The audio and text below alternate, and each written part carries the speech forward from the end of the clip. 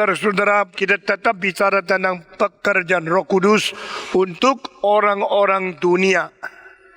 Yesus tidak katakan pekerjaan Roh Kudus untuk orang Kristen, tapi orang dunia. Apa sebabnya?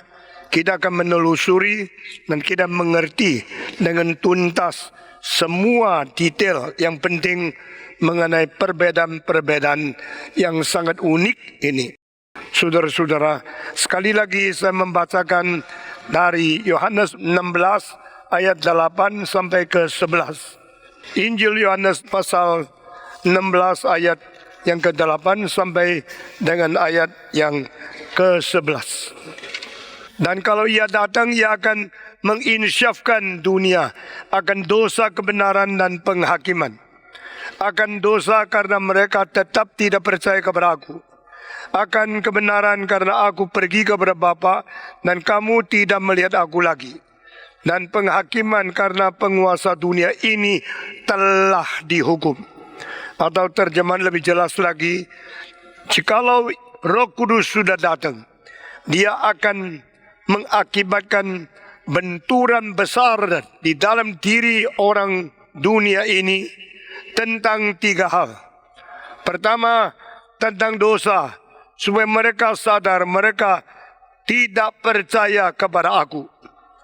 Tentang kebenaran, karena aku akan pergi kepada Bapa dan kamu tidak akan melihat aku lagi.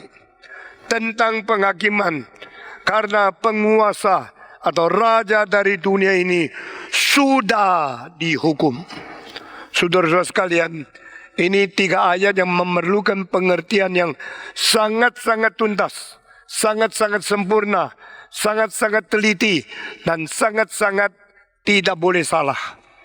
Nah, ini merupakan ayat-ayat yang sulit dimengerti, sehingga banyak pentafsir melalaikan atau meloloskan, melewati ini dan memberikan kalimat-kalimat yang sangat sederhana sebagai sudah bertanggung jawab. Tapi saya kira itu tidak benar. Ini harus dituntaskan, karena di sini kita akan melihat pekerjaan Roh Kudus begitu berbeda dengan apa yang kita mengerti di dalam ayat-ayat yang kita baca di tempat-tempat kitab suci yang lain. Dan begitu berbeda dengan semua tafsiran-tafsiran yang dianggap benar dan dikabarkan seberani mungkin oleh kesalahan-kesalahan orang. Ini adalah ayat-ayat yang begitu penting, karena bagi saya ini adalah renormalisasi, membenarkan, membetulkan kembali semua kerusakan dan kesalahan interpersonal relationship di dalam seluruh alam semesta. Yang lalu saya berkata dan memakai satu definisi dari seorang teolog namanya Chia Yiming. Apakah artinya teologi? Apa artinya pengertian theos dan logos sekaligus menjadi semacam pengertian ilmu di dalam studi pengertian tentang Tuhan dan tentang logosnya. Teologi adalah mengerti hubungan di antara semua pribadi, khususnya mengapa Allah disebut sebagai Allah, mengapa manusia adalah manusia, apa hubungan manusia dan Allah, apa hubungan Allah dan manusia, dan apa hubungan antara Allah, manusia, dan segala pribadi di luar Allah dan manusia. Totalitas semua hubungan relasi, semua interpersonal relationship in the universe. Kalau ini mengerti, namanya belajar teologi. Dari definisi ini, maka saya minta semua yang menjadi mahasiswa teologi diperketat. Semua yang mengerti kitab suci diperteliti. Dan semua yang berkhotbah harus dituntut lebih bertanggung jawab lagi. Karena kalau ini salah, semua salah. Dan pengertian tentang Roh Kudus yang ada posisinya di tengah-tengah Allah Bapa, Allah Anak, dan kitab suci dan orang suci. Dia di tengah-tengah.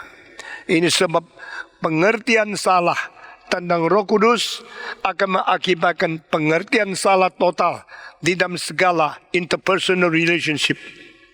Pengertian dan tafsiran salah tentang Roh Kudus akan mengakibatkan kesalahan di dalam segala cabang pengertian kitab suci. Karena kalau tidak Roh Kudus, Kristus tidak diinkarnasikan. Tanpa Roh Kudus, tidak ada orang yang diwahyukan. Tanpa Roh Kudus, tidak ada perjanjian lama. Tanpa Roh Kudus, tidak ada perjanjian baru. Semua para nabi dan perjanjian lama dihembusi oleh napas dari Roh Kudus, sehingga dapat inspirasi dan mengerti firman Tuhan serta diberi kekuatan untuk menulis kitab suci. Segala perjanjian baru yang ditulis oleh para rasul adalah dihembusi oleh Roh Kudus, sehingga mereka mendapatkan inspirasi, mengerti dan diberikan kekuatan untuk menulis dan menjadi sastra, menjadi literatur, menjadi tulisan di dalam perjanjian baru. Dan demikian karena Roh Kudus, maka perjanjian baru dan perjanjian lama berada di dalam sejarah. Dan Roh Kudus ini baru diturunkan menurut perjanjian Allah Bapa di dalam Kristus, yaitu Dia akan memberikan kepada anak-anaknya Roh yang suci. Dan mereka akan dihinggapi, mereka akan didiami di dalam hati mereka untuk selama-lamanya, tidak pernah meninggalkan mereka lagi. Dan demikian orang Kristen atau orang mempunyai hak istimewa. Orang Kristen adalah manusia yang selain sudah memperoleh ciptaan Tuhan, memperoleh perlindungan khusus, selain sudah diselamatkan, diberikan Roh Allah sendiri untuk mendampingi dan berada di dalam diri kita, untuk beserta dengan kita dan memimpin kita sampai kita kembali kepada Allah melalui kedatangan Yesus Kristus kali kedua. Saudara-saudara, istimewa ini adalah suatu hak yang hanya diberikan kepada orang yang diselamatkan saja. Roh Kudus turun, Dia akan berada di dirimu, menyertai engkau sampai selama-lamanya. Siapakah saya? Siapakah engkau? Siapakah kita yang mempunyai hak? Ada Allah yang berada di dalam diri yang begitu kecil, yang dicipta oleh Allah, tetapi dicipta bagi Dia sendiri. Kita dicipta oleh Allah, dicipta melalui anak Allah, dan dicipta bagi Allah dan bagi anak Allah dengan pertolongan Allah sendiri, pribadi ketiga yang datang kepada kita. Saudara-saudara sekalian, Yesus Kristus berkata, jikalau aku tidak pergi, Dia tidak datang. Jikalau aku tidak kembali kepada Bapa, pribadi yang ketiga tidak akan diutus. Ini berarti Roh Kudus baru turun setelah pribadi kedua menggenapi rencana keselamatan yang sudah disediakan dan sudah direncanakan oleh Allah Bapa sebelum dunia diciptakan.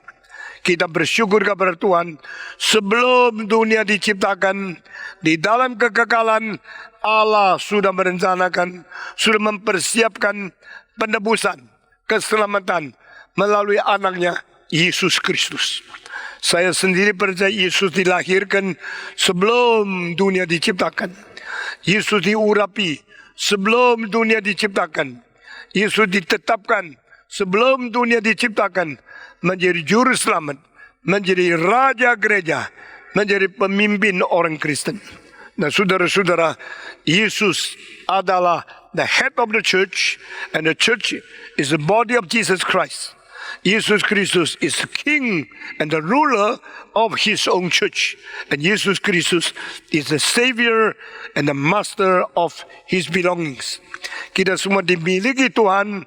Tuhan menjadi Tuhan di atas kita. Tuhan memimpin kita. Tuhan menguasai kita. Dan pada waktu Yesus Kristus sudah selesai menggenapkan rencana keselamatan, Dia harus pulang ke Bapa. Setelah Dia pulang ke Bapa, baru Roh Kudus diturunkan ke dalam dunia. Nah, ini yang disebut Roh yang dijanjikan. Saudara-saudara, kenapa Allah menjadikan Roh? Karena Allah telah menciptakan manusia dan memberikan sifat rohani kepada manusia. Pada waktu Adam sudah dicipta, Dia menghembuskan napasnya, jadikan manusia-manusia yang bersifat rohani. Manusia bukan saja mempunyai aspek jasmania yang terbentuk daripada materi yang dicipta oleh Tuhan saja.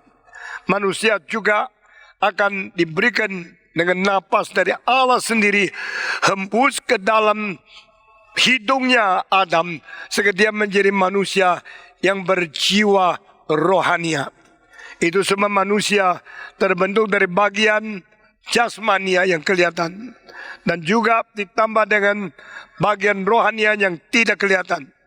Manusia dicipta oleh Allah dengan kedua bagian menjadi satu, menjadi bentuk yang harus ada, sifat jasmania dari materi dan sifat rohania dari hembusan Tuhan Allah. Tetapi itu tidak cukup.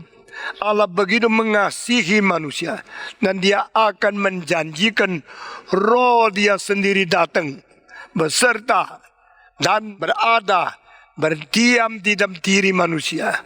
Inilah menjadi hak istimewa. Kenapa manusia mempunyai privilege yang begitu besar. We are given the indwelling spirit. We are given the third person of the Holy Trinity to dwell in our hearts, to be with us forever and ever in everlasting life. Never leave us, never forsake us, because His Spirit, the third person of Trinity, is together with us, dwelling in us. Kita bersyukur kepada Tuhan. Yesus berkata, aku kalau tidak pergi, dia tidak turun. Kalau dia turun, dia akan bersaksi bagiku. Dia akan memuliakan aku, dan dia akan berdiam di dalam diriku. Dan itu akan mengakibatkan kita pun mempunyai kekuatan menjadi saksi Kristus. Kita boleh bersaksi bagi Kristus, karena yang bersaksi bagi Kristus sudah berada di dalam diri kita. Allah menjanjikan Roh Kudus supaya manusia tidak tersendiri. Allah memberikan Roh Kudus supaya manusia tidak tinggal sendiri, tidak hidup sendiri pada waktu kita paling tersendiri. When you are most alone, pada saat engkau paling tersendiri, dua bukan satu, karena Roh Kudus ada dengan engkau. Jangan kira engkau boleh ditipu oleh iblis. Saya tersendiri, saya orang paling kasihan. Tidak ada suami, tidak ada istri, tidak ada teman, tidak ada anak, tidak ada kawan, tidak ada guru, tidak ada pendamping. Itu nonsense. When you are alone, you will never be alone. Pada waktu engkau tersendiri, tak ada siapapun di pinggirmu, Roh Kudus ada di dalammu. Karena Roh dijanjikan, dan Roh itu Allah. Yang berada di dirimu adalah Allah sendiri. Dia lebih besar dari siapapun. Itulah sebabnya di dalam 1 Yohanes pasal 4, di situ dikatakan yang berada di dalam dirimu lebih besar daripada yang ada di dalam dunia. Semua 1, 2, 3. Yang ada di dalam diriku lebih besar daripada yang ada di dunia.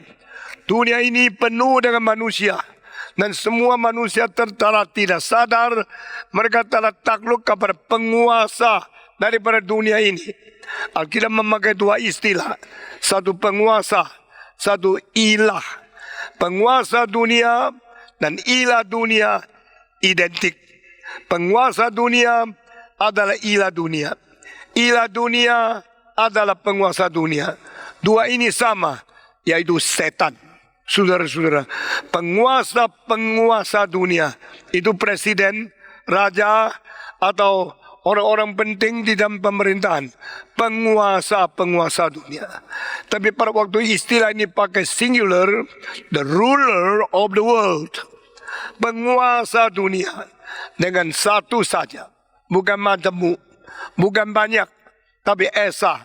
Penguasa dunia. Kalau istilah ini sudah muncul di dalam Alkitab, itu bukan presiden, bukan raja, bukan gubernur. Itu adalah setan. Karena ada satu saja yang menguasai seluruh dunia, dan dengan tangan dia mencengkeram seluruh umat manusia, kecuali mereka yang ditebus oleh Yesus Kristus. Karena Roh Allah diam di dalam diri mereka, maka semua manusia keturunan Adam yang berdosa dan yang belum menerima Yesus Kristus berada di dalam cengkeraman setan ini. Dan setan itu disebut penguasa dunia. Mereka menyembah dia, mereka menghormati dia, mereka bersujud kepada dia, menganggap dia Allah, mengganti Allah yang sejati. Maka Alkitab dari Tuhan Allah mengatakan itu ilah dunia.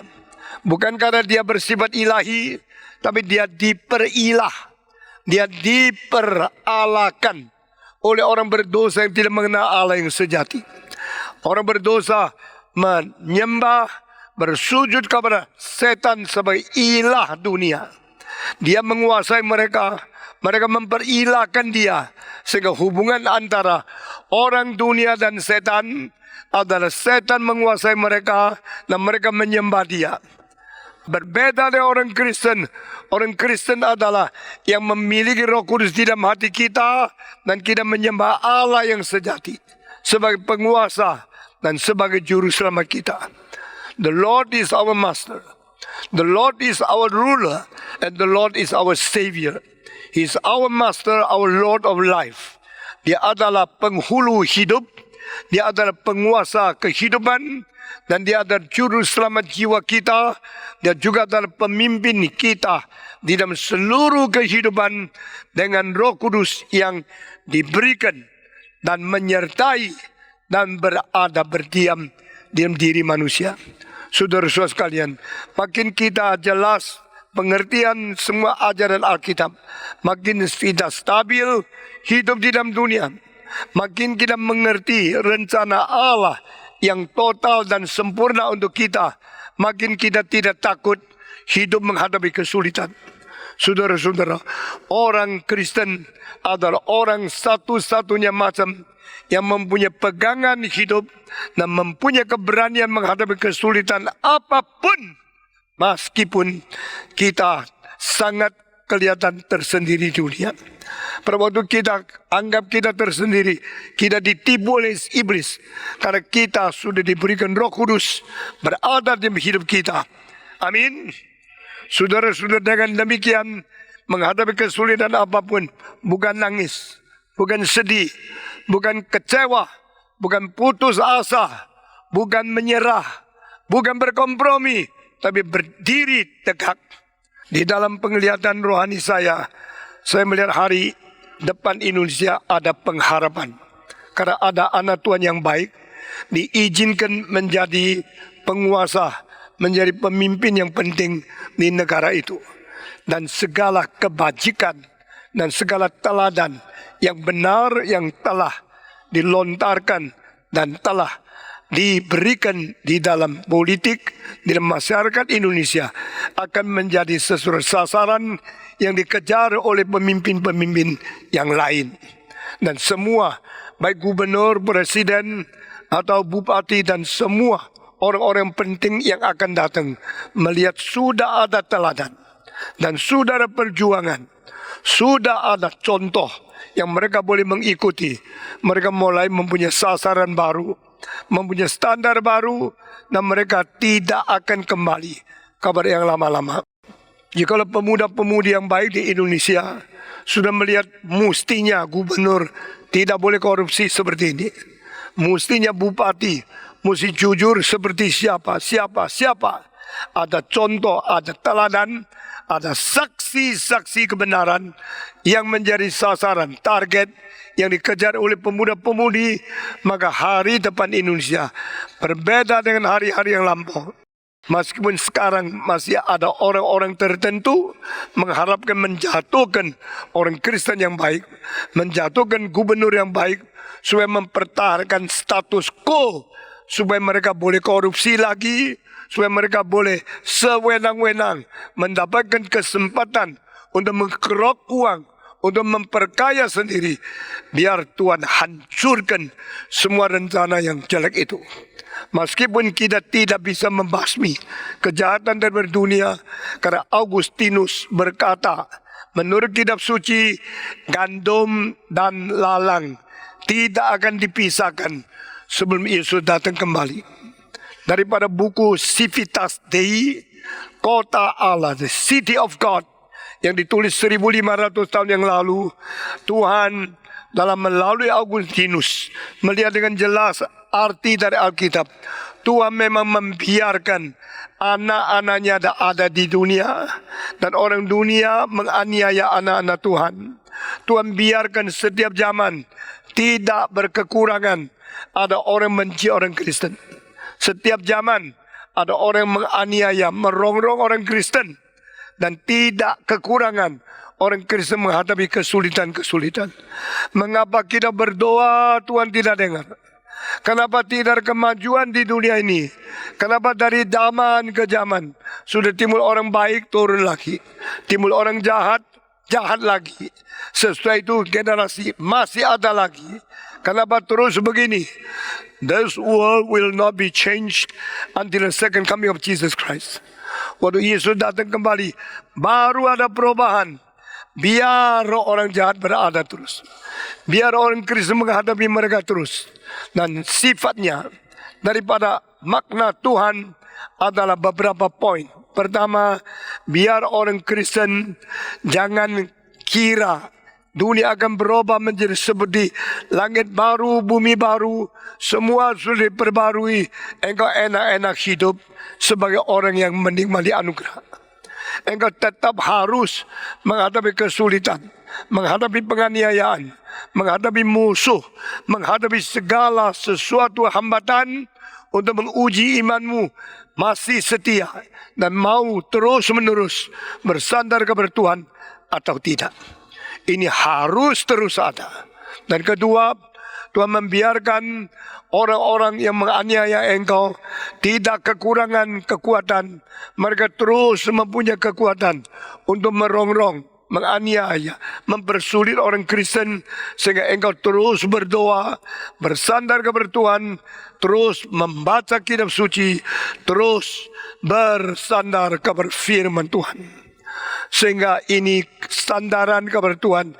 Jangan longgar dan jangan engkau mengasuh, engkau berhenti daripada beriman kepada Dia, berhenti daripada pegang teguh tangan Dia untuk melewati dunia seperti padang belantara yang besar dan yang menakutkan. Ini kedua. Ketiga, Tuhan memberikan engkau berada di dunia ini supaya engkau mengalahkan dunia, bukan melarikan diri dari dunia. Barang siapa ada kesulitan lari, ada kesulitan tutup mata, ada kesulitan menipu diri, ada kesulitan membius hati nurani, orang ini tidak bisa kerja apa-apa. Tidak ada gunanya. Jikalau anakmu ada kesulitan taunya nangis, pukul dia.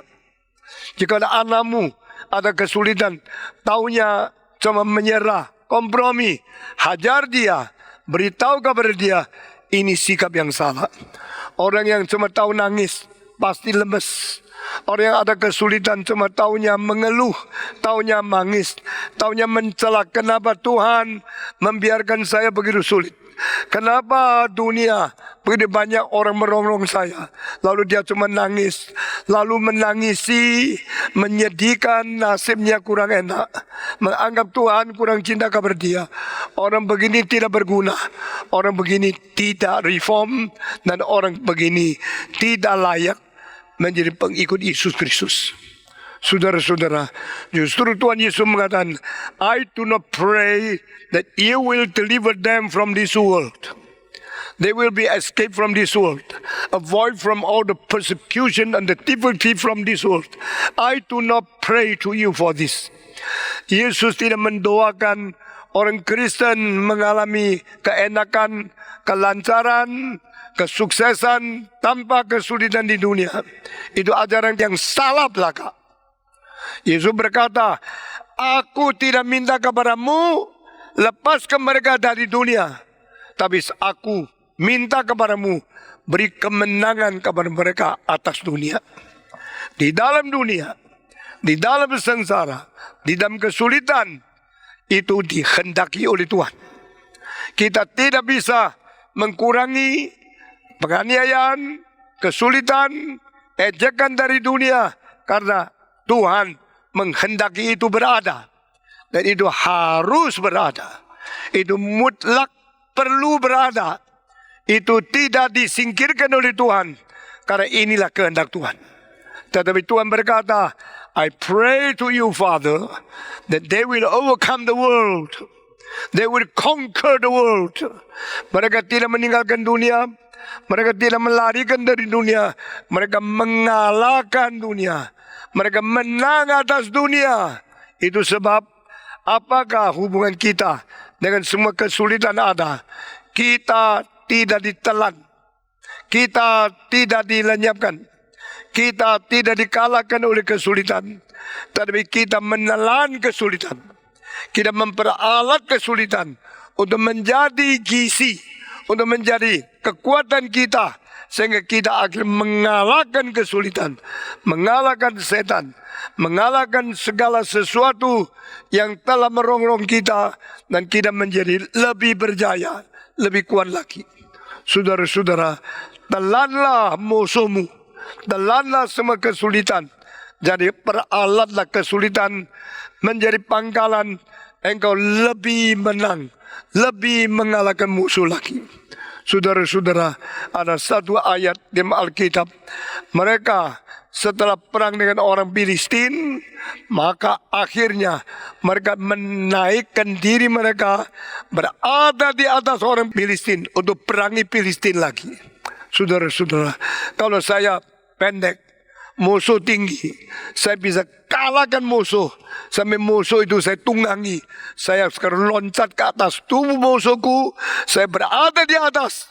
Saya lebih tinggi dari semua musuh. Saya perangi musuh lain. Lalu musuh yang berada di bawah ini tidak bisa apain saya. Dia hanya bisa diperalat oleh saya. Orang Kristen harus mempunyai sikap, mempunyai mental kemenangan. Banyak orang Kristen mempunyai mental kegagalan. The failure mentality. Selalu anggap saya tidak bisa menang. Selalu anggap saya cuma bisa nangis. Saya susah. Nasibku malang. Tuhan kurang cinta saya. Kenapa orang ada suami saya tidak ada? Kenapa orang sukses saya gagal? Kenapa orang kaya saya miskin? Kenapa orang lancar saya begitu banyak hambatan? Saudara-saudara, nangis untuk hambatan di alat setan. Menangis oleh kesulitan, engkau telah diganggu oleh iblis. Engkau setiap kali kalah, setiap kali bermental kekalahan, mental keguguran, mental tidak bisa menang, lalu menghina diri, melemahkan diri. Saya mau tanya, sampai kapan? Pendetamu bukan demikian, Tuhanmu bukan demikian, dan Roh Kudus yang berada dalam hatimu tidak menginginkan engkau demikian. Stop nangis, hapus air mata, dan berbicara kepada dirimu. Saya tidak mengasuh di sini. Saya tidak berhenti di sini. Saya tidak mengasihani saya sendiri di sini.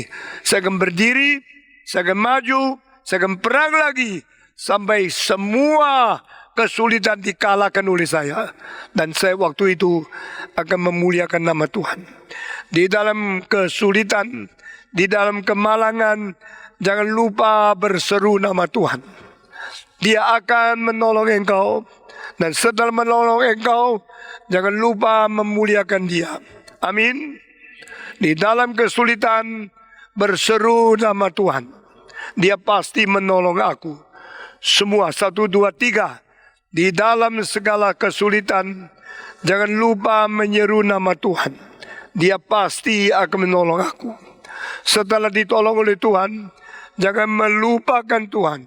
Harus ingat anugerahnya, ingat pimpinannya, ingat tangannya yang telah membawa engkau melewati kesulitan. Dan sesudah lewat kesulitan, jangan lupa memuliakan Tuhan. Sesudah melewati kesulitan, jangan lupa memuliakan nama Tuhan. Semua setelah melewati kesulitan, jangan lupa memuliakan Tuhan. Do not forget to glorify Him who had already delivered you out from your tribulation, your difficulty, your burden, and glorify your name after His deliverance. Kita bersyukur kepada Tuhan. Ini semua ajaran yang penting dari kitab suci. Allah tidak pernah mengajar kita menjadi anak cengeng. Allah tidak mengizinkan kita menjadi anak manja. Allah tidak pernah memperbolehkan anak-anaknya menjadi orang menyerah, orang berkompromi, orang yang memberikan kesempatan supaya setan yang menang atas kita. Kita harus menang atas setan. Saya pada waktu baca satu buku menemukan seorang filosof Jerman. Waktu dia masih kecil terjadi satu hal. Dia senang dengan satu boneka yang indah sekali, lucu sekali, dan dia sayang luar biasa. Satu hari dia tidak hati-hati jatuh. Waktu dia jatuh, boneka itu terlepas dari tangan dia, terbentur dengan batu, kepalanya lubang. Pada waktu boneka menjadi kepalanya lubang, wah dia sedih luar biasa. Lalu dia nangis seolah dunia kiamat. Saudara-saudara, banyak orang ya anjingnya mati dia mau bunuh diri juga. Ada orang kalau dagangnya gagal dia ingin bunuh diri juga. Kalau dia ada kesulitan dia langsung pikir bunuh diri. Kenapa? No way out, no hope, no prospect, no future, no vision. Pada waktu anak kecil ini sudah begitu sedih, lalu dia akhirnya pikir mesti ada pertolongan. Pertolongan itu papaku. Dari kecil papa itu melindungi aku, mengasihi aku, mengetahui kesulitan aku. Maka dia bawa boneka itu, nangis dengan suara keras. Dia kira makin keras makin dikasihani, makin keras papa makin berkuasa. Itu tangisan menjadi senjata. Saudara, jangan membiarkan anakmu pakai suara nangis menjadi senjata mengancam kamu. Saudara-saudara, kalau anak saya nangis, saya pukul dia. Nangis lebih keras, pukul lagi. Nangis lagi, pukul lagi. Berhenti, baru berhenti pukul. Dia mulai berhenti. Sudah berhenti, saya senyum. Saya gendong dia, saya sayang dia. Dia mulai senyum. Sekarang ngomong, mau apa? Waktu nangis, saya salah, saya susah, saya. Wah, meweknya mulutnya jelek banget. Saudara-saudara, Pak, bonekaku bocor. Kepala bocor, lubangnya gede. Papanya mengatakan, kau kira hari ini hari nangis? Is today the day for crying? No, my son. This is not the day for crying. Hari ini bukan hari nangis. Hari ini hari bikin betul kepala bonekamu. Ikut saya yuk. 1, 2, 3. Hari ini bukan hari nangis. Hari membuat betul bonekamu. Apa? Today is the day to repair your toy.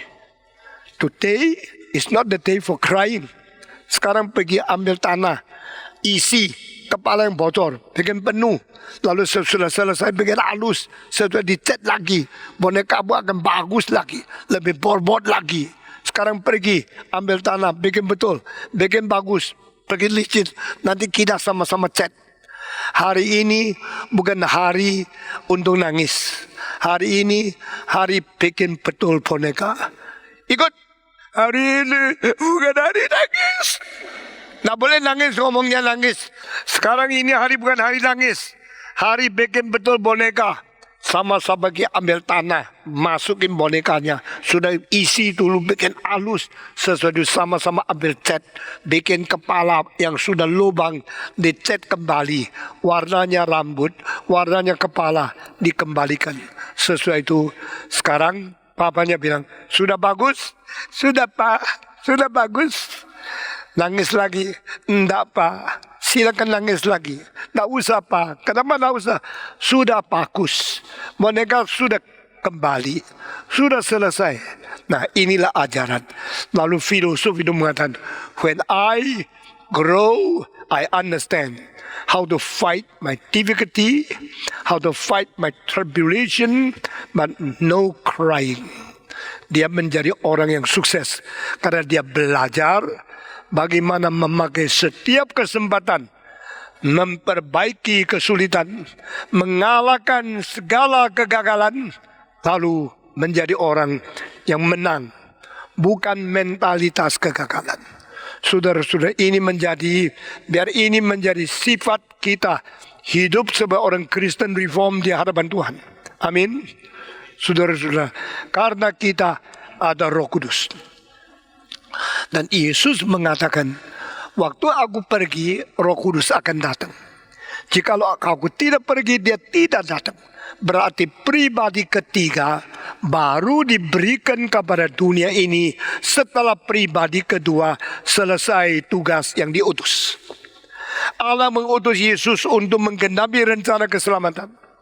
Allah utus Yesus Kristus untuk menyelesaikan penebusan. Sesudah Yesus finished, Yesus completed, sesudah Yesus accomplished the will of God by sending Him to be the Savior, to accomplish the planning of salvation, redemption. Sudah selesai, dia pulang. Setelah pulang, Roh Kudus baru turun. Roh Kudus turun sebagai hadiah Allah terbesar untuk gereja. Sebagaimana pribadi kedua diberikan oleh pribadi pertama sebagai hadiah terbesar Allah kepada manusia, maka pribadi ketiga adalah hadiah terbesar Allah kepada gerejanya sebagai hadiah kepada orang yang sudah ditebus. For this world, the greatest gift from Father is giving His Son. For Christians, for the saved, for redeemed people, for the saints, untuk orang suci, third person is a great gift for Father to His church. Kepada dunia, Allah memberikan anaknya, pribadi kedua sebagai hadiah. Kepada gerejanya, Allah memberikan pribadi ketiga sebagai hadiah. Sehingga gereja yang paling penting mempunyai Roh Kudus, yang paling penting mempunyai pengajaran Roh Kudus, penghiburan Roh Kudus, kekuatan Roh Kudus, dan kesucian dari Roh Kudus, kebenaran dari Roh Kudus. Pada waktu yang Roh Kudus berikan kepada kita, melengkapi kita, kita menjadi manusia yang paling kuat, manusia paling limpah, manusia paling kaya, manusia yang paling suci, manusia yang paling berharga di hadapan Tuhan di dalam seluruh alam semesta. Christians with His holiness, with the truth we comprehend, with the power of Holy Spirit, we become the most valuable treasure of the world, the most priceless treasure of God in the universe. Allah mempunyai pusaka yang paling berharga. Allah mempunyai warisan yang paling bernilai. Itu orang suci yang memiliki Roh Kudus. Saudara tahu tidak berapa berharganya engkau. Dunia dan segala nafsu dunia akan lenyap. Hanya mereka menjalankan kehendak Allah kekal selama-lamanya, yaitu engkau dan saya. Allah menghargai engkau, Allah menghargai saya. Allah begitu menghargai kita, karena kita adalah warisan Allah yang paling berharga di alam semesta. Kita adalah milik Tuhan yang paling bernilai di dalam segala ciptaan. Kita adalah seperti butir mata di dalam tubuh Allah sendiri. Dia begitu mengindahkan, begitu menghargai, begitu mencintai engkau dan saya. Sehingga jangan kita lupa dan kita sendiri tidak menghormati kita. Kita sendiri mempermainkan diri kita. Dan kita membuang-buang nilai kita. Seperti kita tidak mencintai kita. Jika Allah mencintai kita, biar kita sendiri juga mencintai kita. Jika Allah menghargai kita, juga tidak menghargai kita. Tapi jangan engkau menghargai orang Kristen, saling mencintai orang Kristen saja, dan melupa tubuh Kristus harus berkembang. Maksudnya apa? Banyak orang mengerti ini, akhirnya mengunci diri. Mengerti orang Kristen adalah milik Tuhan yang paling menilai. Saling mengasihi, saling menghormati orang Kristen, sampai lupa mengabar Injil kepada orang bukan Kristen. Nah, di sini kegagalan gereja. Kalau gereja cuma tahu saling mengasihi, tapi tidak mempeduli orang lain, gereja tidak pernah mengerti isi hati Tuhan. Sudah perhatikan kalimat di bawah ini. Itu sebab Roh Kudus datang bukan untuk dinikmati oleh orang Kristen sahaja, bukan hanya untuk menjadi warisan yang dimiliki dan dihargai dan dinikmati oleh Kristen saja. Roh Kudus datang membiarkan gereja, dia pergi dulu mencari orang berdosa, lalu menjadikan orang berdosa menjadi orang Kristen, baru bawa mereka masuk ke dalam gereja tubuh Kristus yang kudus dan am, menjadi satu, baru Roh Kudus dinikmati oleh orang Kristen. Before Holy Spirit given to be our enjoyment, Holy Spirit was given to convince the sinners, to change the sinners, to transform the world, and to bring those the betrayer, those the sinners who betray God, the enemy of God, to convince them about sin and make them transform and make them changed and make them become a Christian and to bring them into and join together with the holy and the universal church of Jesus Christ. Saudara, itu sebab pekerjaan ini yang tidak diingat oleh banyak orang reform. Orang reform kalau sudah diselamatkan saling mengasihi, kita menikmati Roh Kudus, menikmati kebenaran, kita mengerti doktrin yang benar, tapi kita tidak mengasihi orang lain. Akhirnya kita membiarkan yang binasa-binasa. Lu, gua. Binasa lu ke neraka, saya ke surga. Saya tidak peduli engkau tidak peduli aku. Kalau itu sikap Tuhan, tidak ada orang yang diselamatkan. Kalau itu sikap Roh Kudus, tidak ada orang diperanakan pula. Kalau itu sikap Yesus, tidak ada orang diampuni dosanya. Kita bersyukur kepada Tuhan, karena Allah mau mengampuni dosa. Karena Yesus mau menyelamatkan orang berdosa. Karena Roh Kudus mau memperanakan orang berdosa, maka orang berdosa bisa menjadi orang Kristen. Orang berdosa menjadi orang Kristen. Orang berdosa menjadi orang Kristen. Orang berdosa menjadi orang Kristen. Kristen. Baru ada gereja. Kenapa gereja tidak bertumbuh? Karena mereka tidak hanya memperduli sendiri, dan mereka tidak memperduli yang berdosa. Saudara-saudara, kenapa banyak gereja reform mati? Karena mereka tidak mengabari Injil. Gereja-gereja reform yang namanya reform, tapi tidak mau mengabari Injil, satu-satu menyusut, satu-satu mati. Saudara-saudara, mari kita minta kepada Tuhan. Tuhan nyatakan mujizat-Mu. Biarlah kebesaran-Mu diakui oleh manusia. Biar daya tarik-Mu menarik mereka. Biar Roh-Mu mempunyai kelebihan daripada siapapun, daya tarik dari artis siapapun untuk membawa Indonesia kembali kepada Tuhan. Saudara-saudara, Tuhan berkata, bukan dengan kaya, bukan dengan pengalaman, bukan dengan pengetahuan, bukan dengan uang, bukan dengan ilmu, dengan roh dari Tuhan Yehova, maka akan terjadi. Amin. Saudara-saudara, by the Spirit of the Lord, everything can be done. We are not hoping, we are not utilizing, we are not depending on the human talent or all the money or all the human knowledge, but we depend on the Spirit of God. Roh Kudus akan bekerja. Roh Kudus datang kepada orang berdosa. Dan di sini dikatakan dia datang meyakinkan, menginsyapkan orang dunia. Oh, saya heran. Kenapa di sini Roh Kudus bukan diberikan kepada orang suci, tapi diberikan orang dunia. Orang dunia di sini siapa? Orang dunia di pasal 16 adalah orang dunia di pasal 17. Maksudnya waktu pasal 17 Yesus akan bicara tentang orang dunia. Sebelum pasal itu, maka Yesus berusaha mempersiapkan orang Kristen untuk menunggu terjadinya apa yang akan diberikan orang dunia kepada engkau, yang dikatakan pasal 17. Maksudnya sekarang pasal 16 Yesus siapkan hati mereka dulu. Roh Kudus akan datang meyakinkan orang dunia. Jadi mereka dengar orang dunia, nanti pasal 17 engkau akan dianiaya orang dunia. Tapi sekarang Roh Kudus akan membuat orang dunia yakin sesuatu. Tuhan mempersiapkan pasal 16 Supaya mereka sudah berwaspada dan mereka sudah mengerti apa yang terjadi fase 17. Ini semua cara Tuhan mengajar. Nah, setiap kalimat yang Tuhan pakai, setiap istilah yang dipergunakan oleh Yesus Kristus, begitu akurat, begitu sungguh-sungguh. Dia tidak main-main.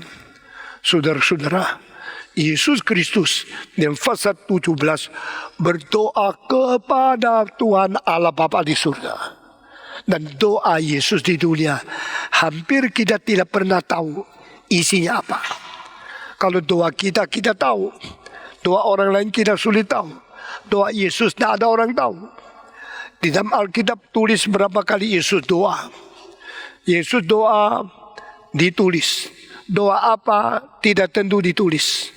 Alkitab mengatakan Yesus berdoa dan berpuasa 40 hari di padang belantara. Alkitab mengatakan Yesus berdoa malam-malam sendirian naik ke bukit berkata-kata kepada Allah Bapa. Tapi isinya apa? Kita tidak tahu. Apakah Alkitab ada tulis isi kalimat-kalimat Yesus berdoa kepada Bapa? Ada berapa kali saja? Satu kali waktu Yesus utus 70 orang pergi mengabari Injil kemana-mana. Waktu mereka kembali, dua-dua melapor, kami sukses. Setan pergi, penyakit sudah disembuhkan, dan setan diusir, dan mujizat terjadi. Oh Tuhan, demi nama-Mu pelayanan kami sukses. Waktu Yesus mendengar dua orang berngomong, dia tidak banyak menjawab. Dia cuma mengatakan, jangan bersuka cita karena setan bisa diusir. Sukacitalah jikalau nama-Mu berada di dalam surga. Saya percaya kalimat itu menyinggung, menyindir. Di antara murid-murid ada satu orang yang namanya tidak di surga, Yudas. Jadi Yudas ikut PI. Yudas ikut tim pekabaran Injil. Yudas ikut KKR regional. Yudas ikut Kapin. Yudas pulang, semua lapor, dia ikut lapor. Semua bilang kami sukses, dia ikut senang. Tapi Tuhan mengatakan, kamu senang? Kamu senang karena setan diusir? Kamu senang karena penyakit disembuhkan? Kamu senang karena mujizat dilakukan? Saya berkata kepadamu, jangan senang hanya karena setan diusir. Senanglah jikalau nama-Mu tercantum di dalam surga. Yesus mendidik mereka. Setelah mendidik kalimat ini, Yesus mengetahui muridnya sukses, dia tidak. Murid mengabari Injil diterima, dia mengabari Injil tidak diterima. Saudara bayangkan, kalau muridmu sukses, engkau gagal, apakah engkau bisa megah? Apakah engkau bisa senang melihat murid-murid semua sukses, sendiri gagal? Yesus sedih, dan Yesus di dalam kegagalan, kelihatan tidak berhasil apa-apa, dia tetap tidak kehilangan sukacita rohani.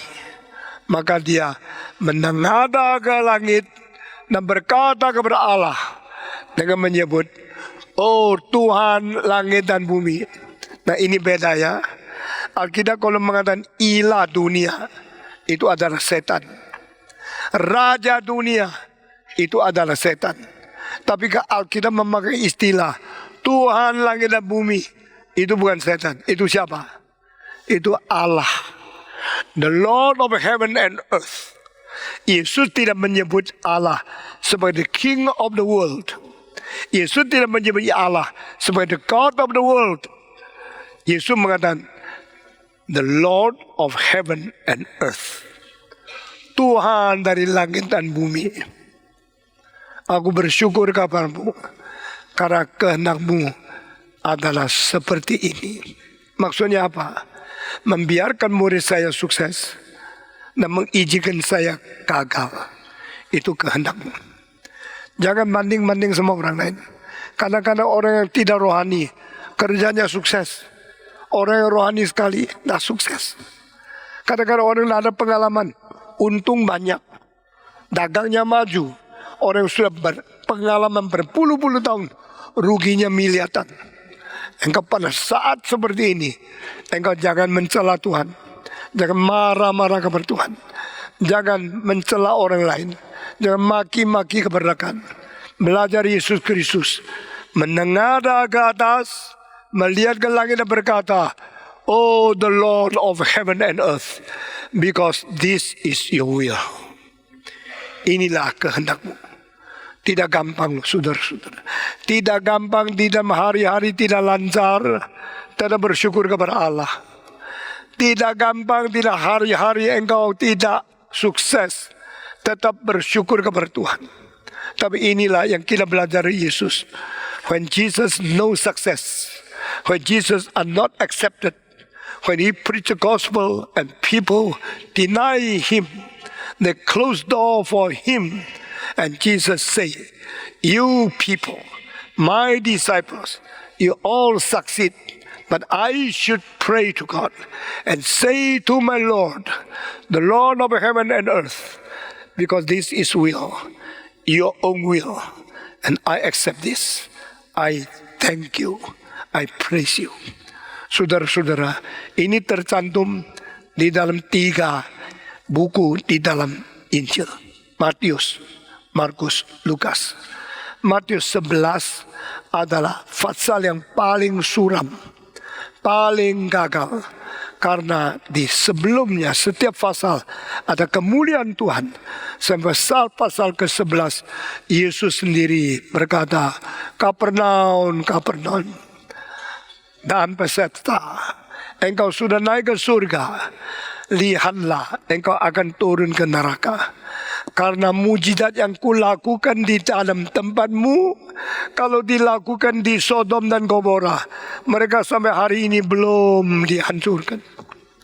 Kalau mujizat yang kulakukan dilakukan di dalam Sidon dan berada di itu Tirus, maka mereka akan memakai abu-abu dan karung untuk menudungi diri bertobat menyesal di hadapan Tuhan. Tapi kenapa kota-kota Yehuda, kota-kota Israel, Kapernaum, Kapernaum, Bethesda, Bethesda, saya sudah memberitakan Injil, saya sudah melakukan mujizat di tengah-tengah engkau, engkau tidak bertobat. Aku sudah memberitakan tangisan, engkau tidak menyesal. Aku sudah memberikan suling, engkau tidak bertari-tari. Engkau begitu keras hati, engkau begitu dingin, engkau begitu kaku. Sampai kapan? Saudara-saudara, itu pasal yang paling susah. Pasal yang paling gagal. Yesus paling tersendiri. Karena dia utus 70 orang pergi, semua sukses. Dia gurunya, dia dosennya sendiri gagal. Tetapi satu-satunya tempat, satu-satunya pasal di dalam seluruh kitab suci mengatakan Yesus bersuka cita. Yesus bersuka cita dan berkata, "My Father, the Lord of heaven and earth, this is your will." Berarti kehendak Tuhan kadang-kadang kita tidak lancar. Kehendak Tuhan kadang-kadang kita dapat hambatan, kesulitan yang kita tidak mengerti. Dan kita mesti belajar. Waktu kita menerima kesulitan, kita bersyukur kepada Tuhan. Amin. Saudara-saudara, saya sering dalam pelayanan dapat iri hati pendeta yang lain. Dari fitnah rekan-rekan sendiri. Dari salah mengerti orang-orang yang kenal baik. Dari orang yang dekat sekali tidak mau tahu kesulitan hati saya. Di dalam kesulitan demikian, kita mau apa? Kita marah sama Tuhan? Kita mau nangis? No. Never cry. Never murmuring. Never against your colleagues. Never blame God. Jangan mempersalahkan Tuhan. Jangan bersungut-sungut kepada orang lain. Terima, saudara-saudara. Kita bersyukur kepada Tuhan. Kadang-kadang capek luar biasa. Hari Rabu saya selesai khotbah di Hong Kong. Hari Kamis saya mau pulang, tak boleh. Saya harus khotbah lagi terbang dari Taiwan, terbang ke Hong Kong lagi. Jam 5 sudah bangun. Jam 6 sudah dijemput naik mobil ke airport. Sampai di airport, highway close. Pergi ke lain kota. Saya bukan mau ke lain kota. Saya mau pergi ke Hong Kong. Nggak bisa pergi. Putar-putar macet mobil ribuan. Sampai 1 jam lebih baru sampai. Terlambat 1 jam 20 menit baru sampai di airport. Sampai di airport, kapal terbang sudah berangkat. Saya minta ada tiket lah. Karena saya mesti khotbah di Hong Kong. Dicarikan 2 tiket. Saya sama Pak Husin naik kapal terbang. Sudah sampai kapal terbang, capek sekali. Karena tidurnya cuma 3 jam. Lalu saya sangat capek. Atas kapal tidur, baca surat kabar, terantuk lagi. Lalu sampai 50 menit baru kapal terbang. Karena yang antri di runway banyak sekali. Sampai di Hong Kong sudah sangat lambat. Waktu itu saya bilang, kalau saya pergi langsung khotbah, nanti sampai malam tidak ada makanan. Bolehkah saya makan sedikit? Husin bilang, oke, mari kita panggil mie, makan di situ. Puji Tuhan. Saya sudah makan selesai telepon. Tunggu sebentar, saya lambat. Kalau dia ada lambat, saya dah makan. Ini pimpinan Tuhan bukan? Saya sudah pergi tempat camp. Jauh sekali di Hong Kong. Sehingga 1 jam 20 menit baru sampai. Sampai di situ dari pagi jam 6. Sekarang sudah jam 1 kurang 2 menit. Kapan saya khotbah? Jam 1. Puji Tuhan ya. Maaf istilah sampai ada 2 menit ya. Dari mau ngasuh, mau tidur. Nah mungkin 2 menit tidur apa. Akhirnya 2 menit untuk jalan kaki ke mimbar. Persis 2 menit. Begitu sudah sampai langsung khotbah. Khotbah jam 1 sampai jam berapa? Jam setengah 5. Sudah 3 jam setengah berdiri terus di atas mimbar. Lalu turun naik mobil ke airport lagi. Ke airport akhirnya dapat hambatan macet lagi. Sampai di airport sudah jam 6. Jam 7 terbang. Jam 11 sampai jam 12 sampai di rumah. Ini 1 hari. Pagi jam 5 bangun, jam 3 tidur, sampai malam jam 12 sampai di rumah. Karena apa? Karena manusia banyak kesulitan. Jengkel? Tidak. Senang? Iya. Sukacita? Penuh. Esok paginya saya harus bangun. Malam itu tetap jam 3 baru tidur. Jam setengah 1 baru masuk kamar. Jam 3 baru tidur. Jam 7 saya bangun siap-siap semua. Jam 8 saya sudah bersedia mau datang ke sini. Karena 15 pendeta harus diuji. Sudah diuji, diwawancara. Dari pagi sampai malam. Baru saya pulang lagi. Saudara-saudara, banyak kesulitan, banyak hambatan. Tapi no murmuring, no blaming. Jangan bergumul di dalam mencelah atau bersungut-sungut kepada Tuhan. Karena Tuhan memberi contoh kepada kita. Waktu Yesus dia kegagalan paling besar, Alkitab satu-satunya kali tulis, dia bersyukur, dia bersukacita. Amin.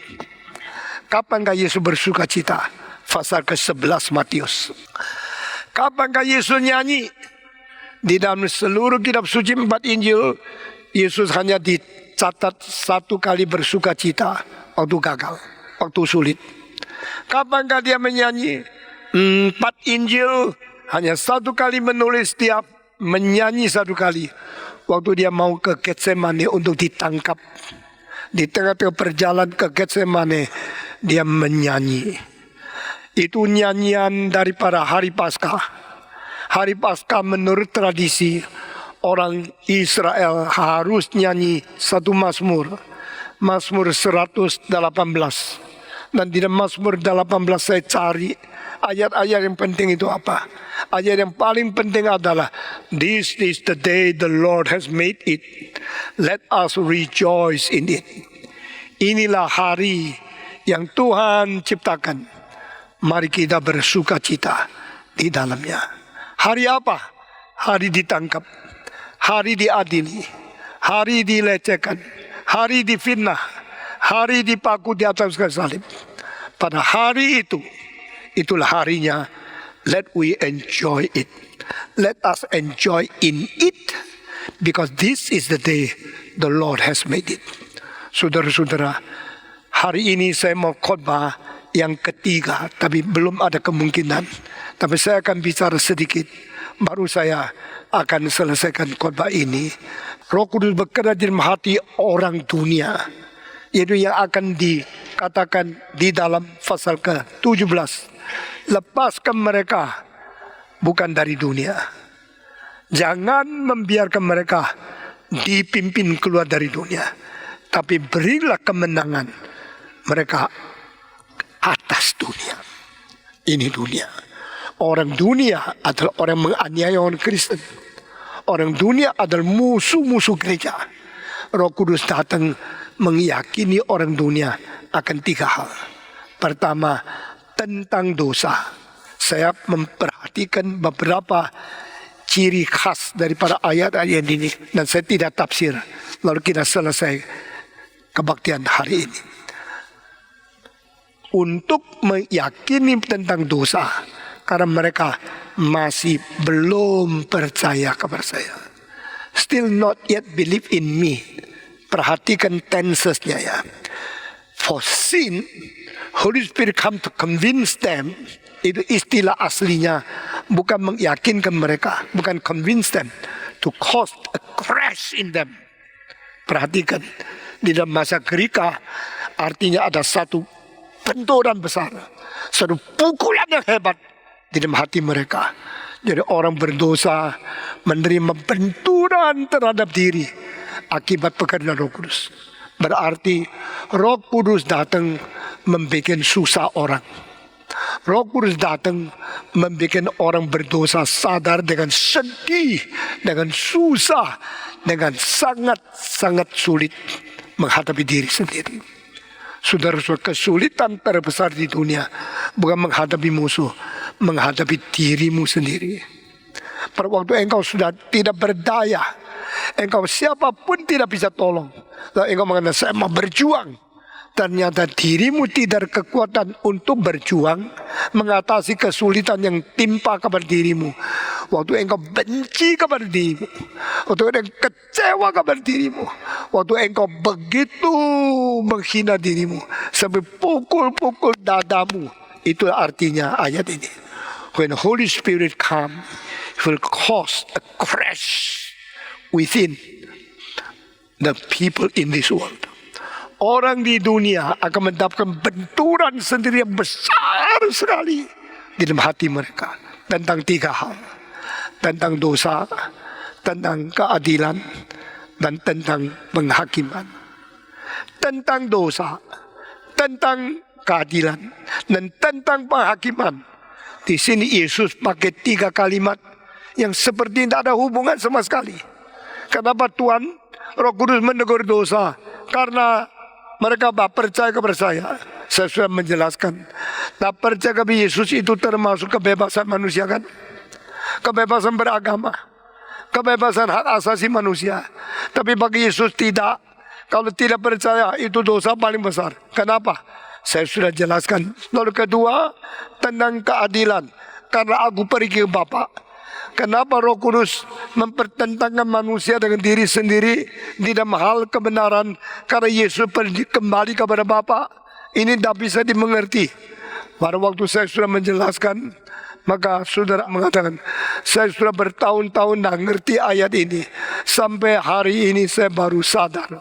Begitu ternyata Alkitab itu mempunyai arti yang lain dengan apa yang kita pikirkan. Nah saudara-saudara, sekarang saya tidak menjelaskan lebih lagi, tapi saya mau katakan hal yang lain. Kalimat ketiga tentang penghakiman. Karena Raja dunia sudah dihukum. Selain dihakimi, sudah dihukum. Nah, ini 3 istilah tentang dosa, tentang keadilan, tentang penghakiman yang saya mau stop sebelum saya berhenti khotbah ini, saya menunjukkan kepada saudara bukan maknanya, tapi tensesnya. Tenses itu adalah sesuatu keistimewaan bahasa Greka. Seperti bahasa Inggris ada past tense, ada present tense, ada future tense. Hanya 3? Tidak.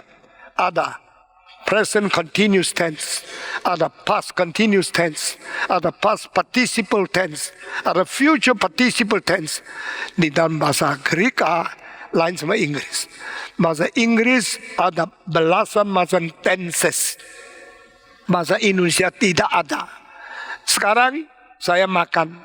Kemarin saya makin, enggak, cepat makan. Besok makun, tetap makan. Jadi Indonesia tidak ada tenses ya. Makan, terus makan. Saben hari makan.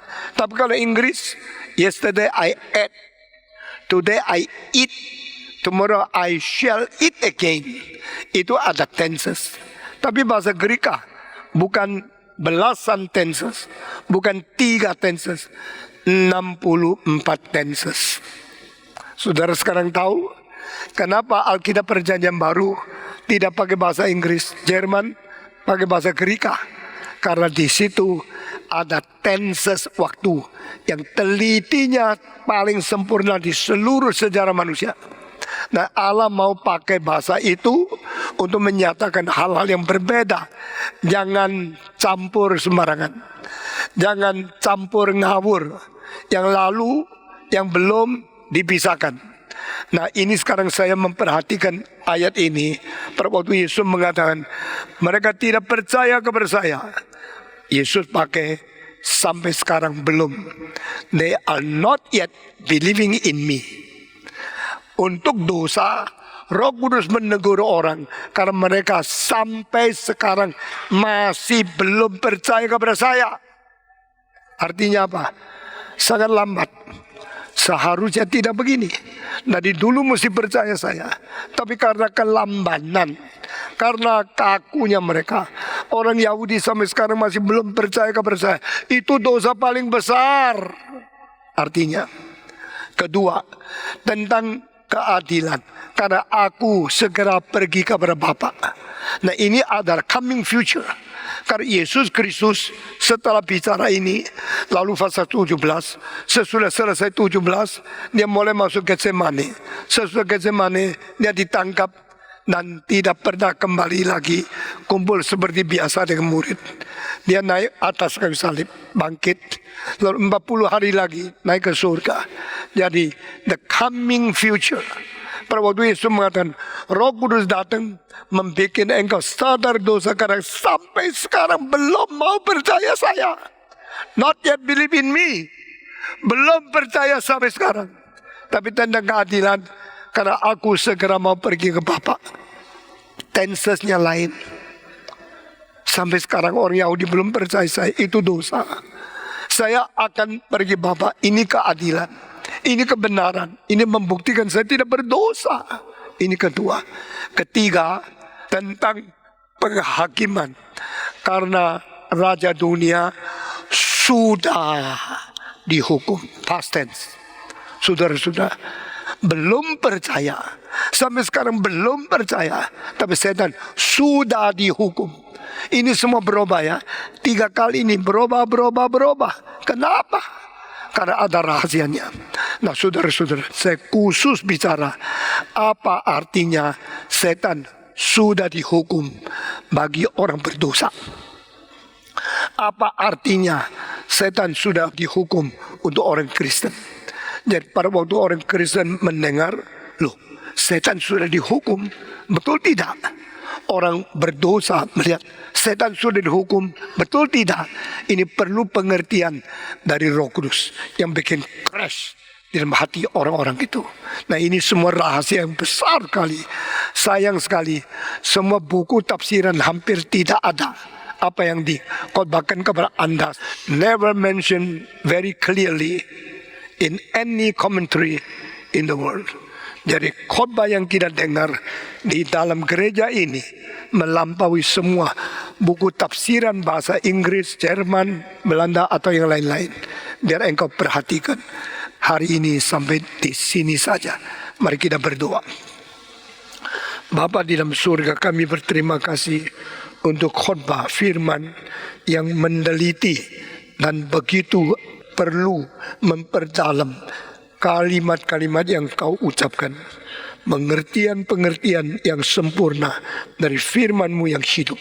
Kami berdoa kiranya Roh Kudus memberi kepada kami kehausan dan ambisi pengertian yang lebih mendalam, sehingga kami tidak sembarangan melalaikan dan meloloskan hal-hal yang perlu kami teliti dan kami mengerti.